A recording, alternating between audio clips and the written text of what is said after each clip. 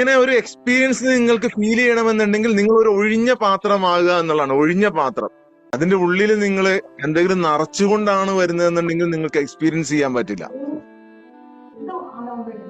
നിങ്ങൾ ഒരുപാട് കാര്യങ്ങൾ കേട്ടിട്ടുണ്ടാവും, ഒരുപാട് കാര്യങ്ങൾ പലയിടത്തും പഠിച്ചിട്ടുണ്ടാവും. എന്നിട്ടും നിങ്ങളുടെ ജീവിതത്തിൽ വലിയൊരു മാറ്റം നിങ്ങൾക്ക് കാണാൻ കഴിയുന്നില്ല എന്നുണ്ടെങ്കിൽ എല്ലാം നിങ്ങൾ ആവശ്യമുള്ളതും ഇല്ലാത്തതും ഒക്കെ കയറ്റിയതിന്റെ ഫലമാണ്. ഇന്ന് ഞാനൊരു കഥയിലൂടെ തന്നെ നിങ്ങൾക്ക് നമ്മുടെ ഈ കാര്യങ്ങളിലേക്ക് കിടക്കാം. ഇന്ത്യൻ തത്തയുടെ കഥ നിങ്ങൾ കേട്ടിട്ടുണ്ടാവും അല്ലെ പലരും? ഇന്ത്യൻ തത്തയുടെ കഥ നമ്മളൊരു വ്യത്യസ്തമായ വായനയ്ക്ക് വിധേയമാക്കുകയാണ്. തുർക്കിയില് ഒരു വ്യാപാരി, അദ്ദേഹം ഇന്ത്യയിൽ വന്നപ്പോൾ മനോഹരമായ ഒരു തത്ത, നല്ല സൗന്ദര്യമുള്ള, നന്നായി സംസാരിക്കുന്ന, ആളുകളെ സമയം പോകുന്നത് പോലും അറിയില്ല, അങ്ങനെയുള്ള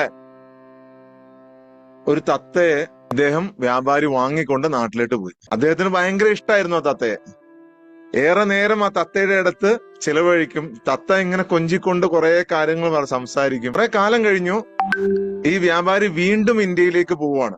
അപ്പൊ തന്റെ പരിചാരകരെ എല്ലാം വിളിച്ചിട്ട് ചോദിച്ചു, ഞാൻ ഇന്ത്യയിലേക്ക് പോവാണ്, നിങ്ങൾക്ക് എന്തൊക്കെയാണ് വാങ്ങിക്കൊണ്ട് വരേണ്ടത്? പലരും പല കാര്യങ്ങളും പറഞ്ഞു. ലാസ്റ്റ് ഇദ്ദേഹം തത്തയോട് ചോദിച്ചു, ഞാൻ ഇന്ത്യയിലേക്ക് പോവാണ്, നിനക്ക് എന്താണ് വേണ്ടത്? അപ്പൊ തത്ത പറഞ്ഞു, എന്നെ ഒന്ന് സ്വതന്ത്രമാക്കി വിട്ടാൽ മതി. അതോടുകൂടി വ്യാപാരിക്ക് ഭയങ്കര വിഷമായി. വ്യാപാരി പറഞ്ഞു, അതല്ലാതെ വേറെ എന്ത് വേണമെങ്കിലും ഞാൻ ചെയ്തു തരാം, എനിക്ക് നിന്നെ തുറന്നു വിടുക എന്ന് പറഞ്ഞത് പറ്റൂല. ഉടനെ തത്ത പറഞ്ഞു, ഇന്ത്യയിലേക്ക് ചെല്ലുമ്പോ താങ്കള് ഇന്ന വനപ്രദേശത്തേക്ക് പോണം. അവിടെ പോയി നിന്നിട്ട് വിളിച്ചു പറയണം, നിങ്ങളുടെ കൂടെയുള്ള ഒരാള് കൂട്ടിൽ കിടക്കുമ്പോൾ നിങ്ങൾ ആഹ്ലാദത്തോടു കൂടിയും നിങ്ങൾ സന്തോഷത്തോടു കൂടിയും ജീവിക്കുകയാണോ?